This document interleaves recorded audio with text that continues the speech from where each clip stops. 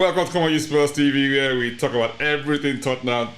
With me today, as usual, I've got my guru, my football aficionado extraordinary, Chuma. Is here to, break it all down. We're going to look back at the match against Bodo Glimt, Tottenham 3, Bodo 1. In light of so many things. Of course, we're looking ahead to the match against West Ham as well on Sunday at the London Stadium. Of course, we also want to look ahead a little bit as well to the return leg of the Europa League semi-final match away to Bodo Glimt in Norway. So, Chuma, welcome aboard. Are you going to do the honors before we begin? I will do. I will do. Welcome to Come On Ye Spurs TV, and this is our piece of housekeeping. If this is your first time watching, welcome to the positive acolyte section of the Tottenham fan base. We'd like you to subscribe, hit the notification bell to get notified anytime we drop delicious, positive, non-delusional Spurs content. And yeah, just like the video, comment, tell us what you think about Spurs going in. Are Spurs going to win the Europa League? Are Spurs going to go all the way to the final and make it? We will not be, like I said. So it's Spurs all the way. Ange in, Levy in, possibly. Let's go. Come on, you Spurs. Thank you for that. Yes, for those of you who don't know what an acolyte is a follower. So, I mean, it's an inside joke. Especially, I mean, we know we've been in this, what you might call, era of where it's like a civil war in the Spurs nation. And because of that, you have people who are sort of hardcore in their views as to how they think club should progress. Some people have the Ange in perspective, others have the Ange out, and others in the middle who just don't care, just want to go and watch a football match. So, of course, the Angeans are called the acolytes. As those who follow the principle of Ange, or Saint Ange, if you like. But yeah, it's all fun and games, and we love it, and that's part of all the banter that goes on in our football world today. Tottenham. You know, I've been a Tottenham fan for over 55 years now. So yeah, so that's it's been a quite a journey. I mean, but honestly, I wouldn't trade it for anything else, and seen it all, basically seen it all. So, and I guess, like I was saying to some other folks, that look, I guess it's a lot more difficult in this day of social media. You know, whether we like it or not, there's a lot of pressure, there's a lot of activity. There's plenty of talk across the board, and people who you wouldn't have paid any mind to years ago, who come people like me, you wouldn't have paid mind to me, for instance, years ago, because I don't have a YouTube channel. Talking with Chuma here, we discuss our Spurs every years ago. There was nothing like that, you know. But today there are loads and loads of channels out there who have different views, and of course, I mean, share them with the public and their followers, and everyone comments, and everyone's involved. There's nothing wrong with that. All well and good. However, what happens with that is that you get all these diametrically opposed views, and everyone's having to go at each other. I think it has a negative impact, if you like, in my view, on the energy around the club. And if you have positive energy around the club, it's filtered down to the fans. Looking back at that match, you were at the stadium, Chuma. You tell us what you experienced from a bit of positivity, for one of the better expression, being displayed on match day. Seriously. Yeah, it was good. I came out Seven Sisters station and I did that long walk down. Usually I go to White Hart Lane and then come out the station, but I went to Seven Sisters and I did a walk down. I just wanted to gauge the atmosphere more. And it was so positive. You had people singing. We're on the way to Bilbao. All that. It was brilliant. Very positive energy. And then you started spotting some Bodo Glimt fans walking as well. And it was no animosity. There was nothing. They were having a great time. Walked to the stadium. And as soon as you got to your seat, everyone had the flags, because they'd requested that most of the fans wear white Tottenham home kits or anything white, just to build a white wall behind the south stand. But everyone was there. It was like it was packed to the core. It was a sellout stadium, and it was positive. That beginning was just positive. The music, trumpeters started singing, "Come on, Ye Spurs," ringing out everywhere. It was brilliant. It was such a brilliant atmosphere. And then as soon as the game kicks off, you have Richarlison crossfield pass. Bissouma gets the ball off the left back who trying to intercept, passes it. Porro crosses back in. Richarlison heads. Brennan Johnson, the man who shows up whenever he needs to show up and scores a goal and does nothing else. And he just scored, and it was 1-0, and the place the volume just went through the roof. It was like, yes, we're here. And Spurs said, in my opinion, we were dominating that game. We were quick to everything. Everyone was playing their role perfectly.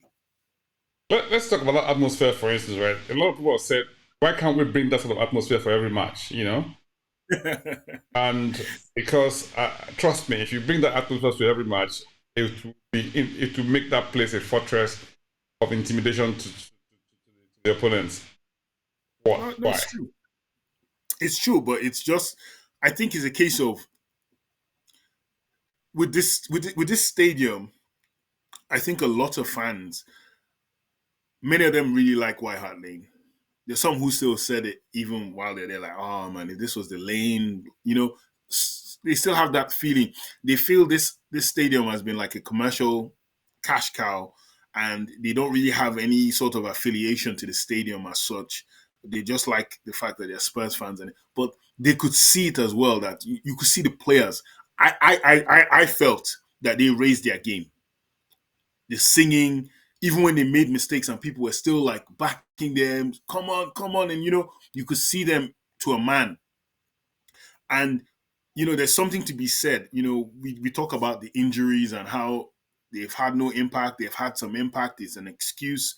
But my goodness, watching Mickey van der Ven and Romero together, they were not bothered. It was just like, babysitting a baby. They just didn't. They handled their guys so well. Bodo Glimt's main move was to pass the ball between their center backs and then launch a long ball to their striker to try and get a knockdown. Romero had him in his pocket the entire night and just kept winning the headers, getting his foot in. And they were just not disturbed. Now, midfield was interesting because you had Bentancur and Bissouma. There was a lot of apprehension about seeing the name Bissouma on the starting lineup because, this very good player that he is, he's not consistent and he's been a bit unreliable, causes a lot of turnovers. But you have to give praise where praise is due. He had a very, very good game, and I think it was mainly because Bissouma simplified his game. Get it, give it. Take it off, give it. It was just so simple for him. Bentancur, I think, did a lot. Bentancur dispossessed the opposition several times. He would run the ball. Destiny Udogie, also very good. Made a lot of runs to the byline, but it was at that point that I think he let himself down. His choices, cutting back the ball or shooting, I think he made the wrong choices at the wrong time, but he had a good game. Pedro Porro, you and I spoke about him offline. He just has a golf club of a right foot. He just chips it in, puts a little spin on it, and he was doing that all night. The team played very well. Maddison kept dropping deep to get the ball, to get something going, and he was looking for through balls. Klaus, who is on our Nigerian WhatsApp group, he called it earlier on when we saw Richarlison and Bennett Johnson. Yeah, he said it was going to be a direct. Let's just pause a little bit for a bit of that, because when we saw the lineup, it's a bit of a weird lineup because you had folk like Richarlison up front on the left wing, and of course Bernard Johnson on the right, and then you had Bissouma, who hadn't played a lot of games lately. He hadn't even been a substitute. He hadn't featured in a lot of matches. So I think from a match fitness perspective, what's going to happen? And he had that middle of him, Bentancur, and Maddison. And you passed a few comments ahead of you and said, you weren't convinced about this this lineup. Tell me Yeah. how did it turn out in the end? Yes. It turned out good because my whole thing about Spurs has been playing the 4-3-3, where they play one guy as a single pivot or the six. Everyone goes about the six. And I don't think Spurs can play a six because we don't have a player who is a natural six. If you want to think of a six, think of the best, probably Busquets, Barcelona, for those who remember him, Rodri, Man City. These are guys that they control the game. They control how the ball is recycled. They cause turnovers. They can progress the ball. All these different things they can do. But I don't think Spurs have that guy. However, we have two guys that can do a shielding job, and that's what he did. I think he played a 4-2-3-1 where he had Bissouma and Bentancur working together, dispossessing the opposition. One guy brings the ball forward, one guy goes forward, one guy stays back. But they just kept doing that, and I thought it worked very, very, very, very well. And then, like you said, having having Richarlison and having Brennan Johnson, neither of them is a 1v1 dribbler. And I always felt that we need one of those to cross the ball, to take on his man, cross the ball, and think. But you found out that it was actually Udogi and Poro that were now bringing out all the balls. Poro especially trying to cross the ball in. Richarlison did one or two. It was like Richarlison, every single time he got the ball, he was looking to cross really early to Dominic Solanke every single time. And he would hit the first man, or it was there. But you could see it was a direct thing. And I think it worked tactically. People say he doesn't tweak. People say he actually got it spot on for me in that first half with how he set his team up, Ange. And when we had to defend the second half, as in say fall back a little bit, I also noticed that you didn't have a high line to begin with, right? It was almost like mid block, mid block to low block, You're getting into the tactical thing now yourself. Right? You see? I hung around with Tuma for a long time. I mean, it's not to get me to be coming in tactical like him, Anyway, so I'm looking at the team. I'm thinking, they had that mid to low block, right? But they kept on pressing the back line of Bodo. Bodo, so that they couldn't even get out of the half. They kept them in their half with that pressing, I thought to myself, that's impressive, because maybe they got out of the half maybe once or twice, in the even though they had a lot of possession, they had probably 70% possession in that second half, but they didn't threaten apart from once or twice, And someone said to me that it was a sloppy goal to concede. It was typical Spurs, conceding a goal, and something. So, if we're being fair, I don't think the goal resulted from sloppy play, if anything at all. I thought there was a lot of fortune from that goal, from our perspective, because of the deflection and the fact that it took the ball away from Carey, because he was already going to be saved anyway, But that's football. You just got to take the ball and run with it. But it kind of left a bit of a sour taste in the mouths of fans and those who are at the stadium. Largely because everyone felt that to go to Bordeaux, you needed to have, a very strong first leg and have at least a 2-goal cushion, right? But okay, we had a 3-goal cushion before the game ended, and then it became a 2-goal cushion. I still think a 2-goal cushion is reasonably comfortable. I wouldn't say very comfortable, reasonably comfortable, for a number of reasons, right? I think you can see from the lads that they're really fired up to do well for this season. And this is like a last gasp thing for everybody, in terms of say, look, we have a very, very good chance today of winning something, and here it is. We can't mess this up. We just cannot afford to mess it up. I can see all of that positive energy flowing through the team. Now, can we sustain that across the board? And I'm not going to look beyond the semi-final. I know people are talking about potential of opponents in that match. But listen, let's get over the second leg first and talk about all of that. But let's come back a little bit to West Ham. West Ham Sunday. Tell me. 2 o'clock. I know we there's a possibility that people say that Ange might rotate, right?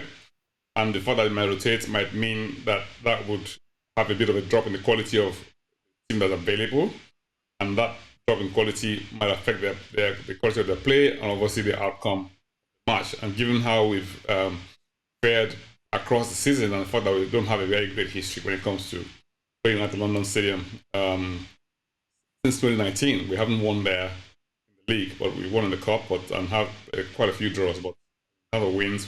Haven't been wins there for the last 6 years or so.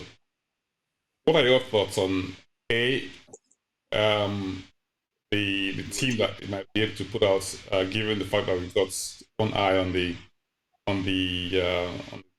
on tie for the semi-final, and B, given that the historical context of this fixture, as well as obviously trying to finish as highly as possible can, given where we are, even though we're what 16th or 17th, I'm not even sure what the figure is in terms of our league position now. But I always believe that we always want to do well in whatever match we're playing, and depending on regardless of what's the narrative around Spurs at that time it might be. What are your thoughts? Well, in terms of the rotation, I think he's forced to rotate as well, because I don't know if you saw it at the end of the game, he substituted Dominic Solanke. Maddison had a knee problem, and one or two players you could see that they were flagging as well. So I think up front, striker is gone. Maddison's not going to be played. Bergvall is injured. Mickey van der Ven looked like he was carrying something, but then he played the entire 90s, which was really good. But I think in terms of his wide players, I think he's probably going to go back to Tell. I think Tell and Odobe are going to be the starters for league games, and then Brennan Johnson, Richarlison would be his preferred thing because he wants to be more direct in Europe. So I think you're going to see two different wingers. It could be that Dominic Solanke doesn't play and Richarlison starts as a striker in that next game against West Ham. And in midfield, my whole thing is, if you don't have Maddison, you probably play Kulusevski. But then also Kulusevski is going to be very vital for playing in Europe. So I don't know what he's going to do in terms of midfield. But he has no choice now, because now he has no Bergvall to swap with Maddison. And if Maddison doesn't, he needs a creative player. So I think it's probably going to be Kulusevski playing in front of either Sarr and Gray. I think he's going to try and give more options. It might be Romero and Davies as well at the back. I saw Danso warming up. So I think it's going to be wholesale changes for that game. Would it affect the team? I don't know. West Ham is a game that West Ham needed more. The second part of your question, West Ham need the game more, I think. They need to win. We have the prospect or the potential of getting to European final. Are we willing to sacrifice league position for that? A lot of fans will say yes. But a lot of fans also don't want to lose to West Ham, who, in a weird way, we have a rivalry with that we didn't sign up for. West Ham fans look at it as a big game playing against Tottenham. So, a lot of things. I think personally, if I'm going to predict, I would predict the draw. It's been a draw a few times at their end, usually with us scoring and them equalizing. But I think I'm looking at a draw. I'd be surprised if we won one, but I wouldn't. I'd take it, but I would be surprised if we won. It looks like kind of game that could end up being a draw. I think, Spurs could surprise me and win. I know you're going to go for a win, being that you're optimist, but I'm going for a cheeky 2-2 draw. I think there'll be goals. But it just depends on how they. I think this game, regardless of anything, I think this game against Bodo, I think it's raised them. It's raised their mindset a bit more. I saw them playing with a lot more freedom than I've seen them play in a while. So hopefully it continues. Interesting. So I would go 3-1 Tottenham. I mean, that's me. Of course, but of course, of course. Just that's who I am, mate. That's who you are. I change my persona. And infected all of us. Honestly. I know, right? Anyway, Bodo Tottenham away. I'm I mean, how do you take? I mean, I want predictions. I mean, I'm not sure I'm going to do an episode before that again, but I mean, yeah, let's I have. think, I think they will. I think, I think they will go out to. I think they will go out to try and score. And I think Troy Deeney said it best once when he said Spurs are actually very good counter attacking, regardless of who our managers have been.